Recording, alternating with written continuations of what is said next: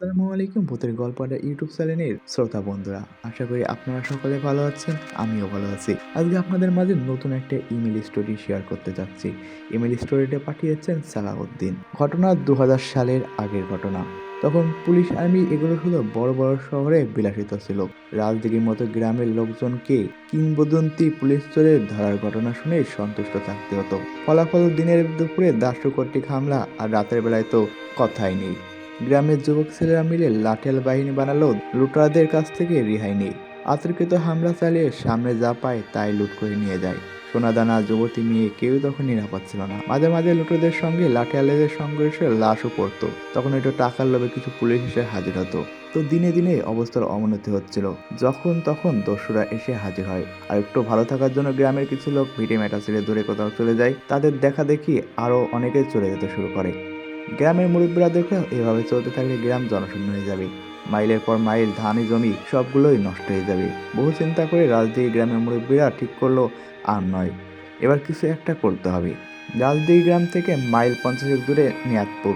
রাজদিঘি গ্রামের সব মুরব্বীরা হাজির হল নিয়াতপুরে দান বাদশার দরবারে। সকলে আশা করে দান বাদশা হয়তো এই সমস্যার সমাধান দিতে পারবে। বলে রাখা ভালো, তখনকার সময়ে দান বাদশার মতো জাদুকর খুঁজে পাওয়া যেত না। অসম্ভব ক্ষমতা সম্পন্ন এক লোক ছিল। যদিও কেউ কেউ মনে করতো লোক ছিল না, জিন গোত্রের হয়তো কেউ হবে। দান বাদশার ক্ষমতার একটু উদাহরণ দিচ্ছি। একবার গ্রামের সকল লোকের সামনে দিয়ে সে পানির উপর দিয়ে হেঁটে হেঁটে নদী পার হয়ে যাচ্ছিল।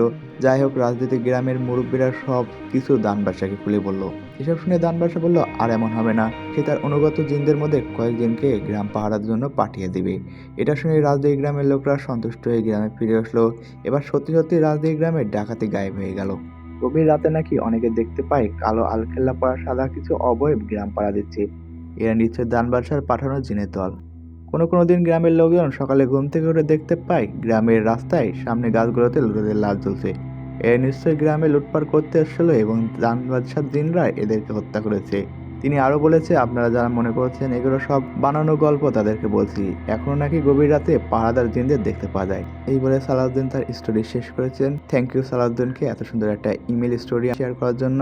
এবং প্রিয় শ্রোতা বন্ধুরা, আপনাদের কাছে ঘটনাটা কেমন লেগেছে সেটি কমেন্ট করে জানাবেন, এবং আপনাদের সাথে ঘটে যাওয়া ঘটনা আমাদেরকে পাঠাতে আমাদের অফিসিয়াল ইমেল অ্যাড্রেস ভূতের গল্প @gmail.com এ আপনাদের কাঙ্ক্ষিত গল্পটি পাঠিয়ে দিন। আর আপনারা সবসময় ভালো থাকবেন, ভালো দলে থাকবেন, সুস্থ থাকবেন এবং সুন্দরভাবে রমজান পালন করবেন। আল্লাহ হাফেজ।